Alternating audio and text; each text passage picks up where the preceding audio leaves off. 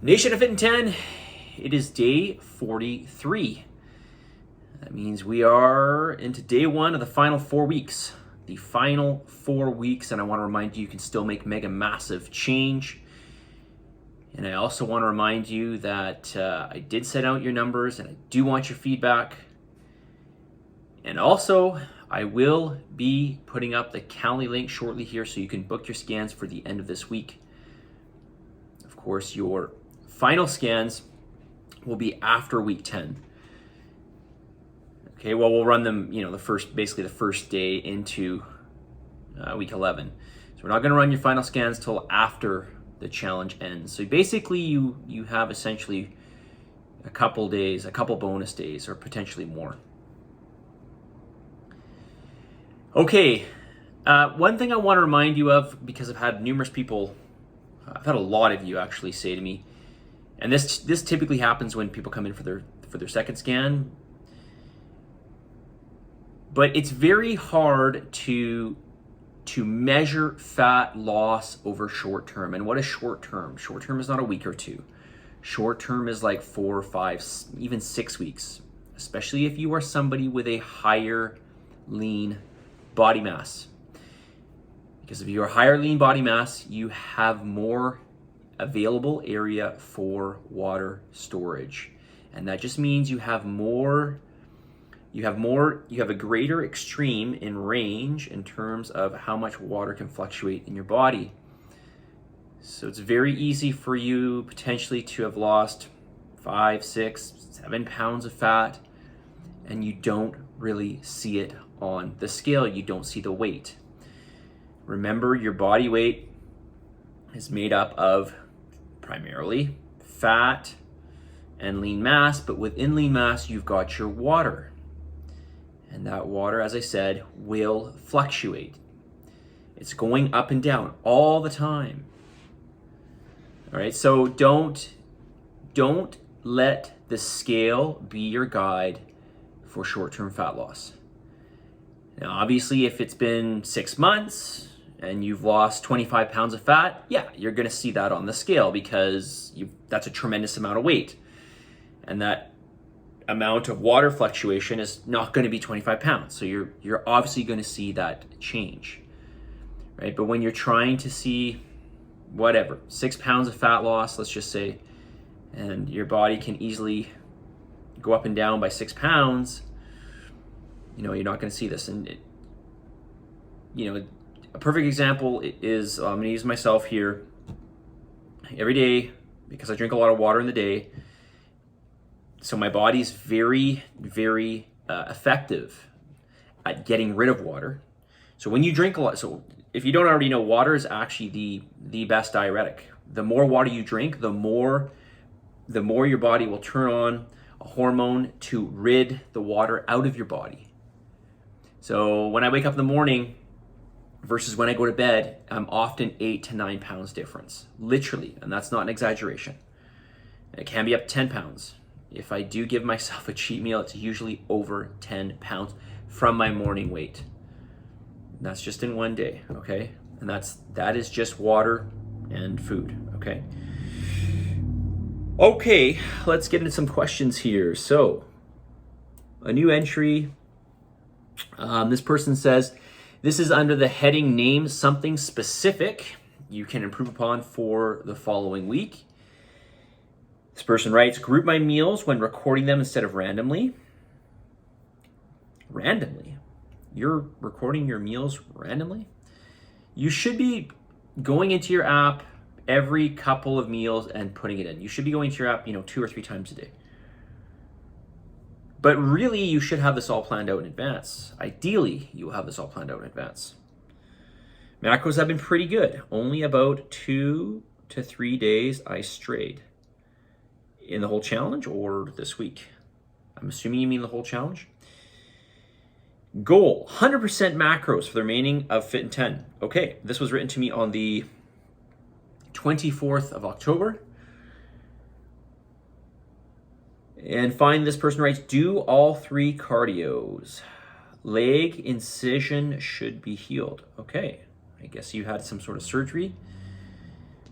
Hopefully that's healed by now. That was, I guess, almost 2 weeks ago, or I guess it was about 2 weeks ago. Name something specific you need help with. Can I please have your recipe for protein powder ice cream? Okay, so I put this up. You may have written this to me before I put it up. I can't remember when I put it up in Slack. I did put it up some time ago, but it was maybe about 2 weeks ago. It is up in Slack, so, and I think you did write me saying that you know, thank you. So, but if you haven't seen it, please look in Slack. It is there. If you can't find it, let me know. Is there anything you would like me to cover in this week's video series? What is achieved, or what is the rationale behind having higher or lower fat macro? Example 20 versus 25, while building muscle and reducing fat mass. Okay, so let me just without going into too much detail, which I will in a second here, because, you know, I always like to do that. Well, at least a little bit. Listen, you can do, let's just use 2,000 calories, and let's just say 500 of those calories are protein and 1,500 calories are fat and carbohydrates. You could essentially do 1,500 calories of fat, or you could essentially do, you know, 1,500 calories of carbohydrates. So you could do all fat and no carbs. You could do all carbs, no fat, and you're still pretty much going to lose the same amount of weight. Obviously, I wouldn't recommend that. But in terms of fat mass loss, it's not really going to make a difference. It's really about those calories at the end of the day. But they do have physiological functions in the body.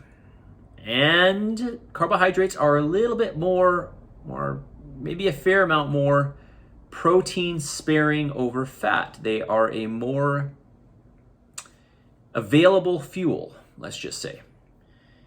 And so this is why I give you more carbohydrates. This is partly why. Another reason I give you more carbohydrates is because they tend to be more voluminous. Obviously, per gram, there's only 4 calories.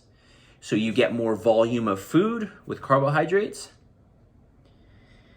Now, obviously, why do I give you fat? Well, fat is going to be a little more satiating than carbohydrates. It's going to help lower the glycemic index of carbohydrates, so it's going to slow down the release of carbohydrates.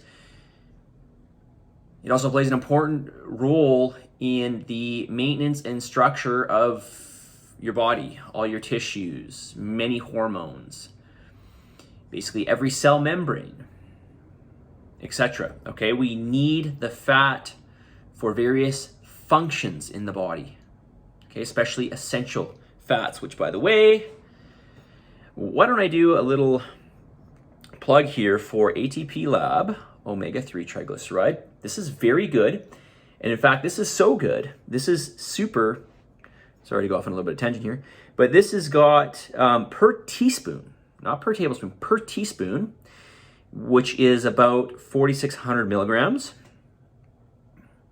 you get just over 3,100 milligrams of EPA and DHA. These are the active ingredients. These are the things that you want in this essential fat. So anyways, this is highly concentrated.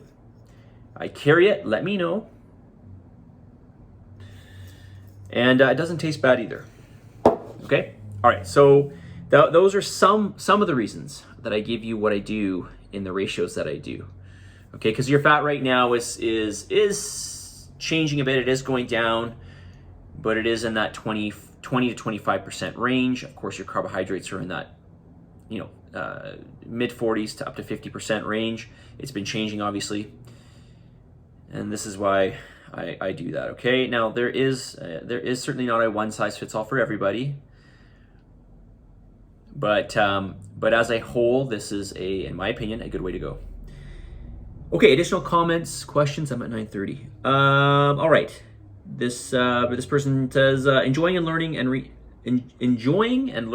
reinforcing current knowledge from all your videos. Thank you very much. Let's go to the message of the day. Message of the day is this. All right, so this is a good reminder for you. This is you versus you. Focus on yourself. You'll always see someone better than you are. Well, I think, it seems to be human nature for us to compare ourselves to others. Sometimes I use people as an example, and I never do this to compare. It's just, I'm just using people as an example. But ultimately, I just want to remind you guys that when you are doing whatever you're doing, whether it's in this challenge or something else in your life, you really have to just focus on what are the things you can improve upon. Where do you want to go? You almost need to put on those blinders and just stay on your own path. And we've all got our strengths and weaknesses. We've got certain things that are going to challenge us that maybe don't challenge other people. We got certain things that we're better at than we're going to be better at than most people. It's just the way we are, and thank God for that, because it tends to fit into a nice working mesh in society, right? We all have our strengths and weaknesses. The point is here is I do get this quite frequently. People will compare themselves to other people, not directly, but they might say, well, I know somebody who's blah, blah, blah, or I've seen blah, blah, blah, blah. The reality is you don't actually really know what somebody's doing, and it's irrelevant because it doesn't change the situation for you. We have to look at what is, you have to look at what is going to be best for you, and ultimately focus and put all your energy there. Okay, and it's common. Listen, I think it all creeps into our minds, maybe on a daily basis to some degree or another. We just got to remind ourselves that, listen, I'm on my own path. Here are the things that are important to me. Here are my goals. Here are my short-term goals, long-term goals, and we just need to stay focused on that. Figure out how we can better achieve these things, right? What we can do as individuals to get there, right? Okay, positive energy, positive vibes, believe in yourself, and for the love of God, give some gratitude, and I'll talk to you all very soon. See you guys.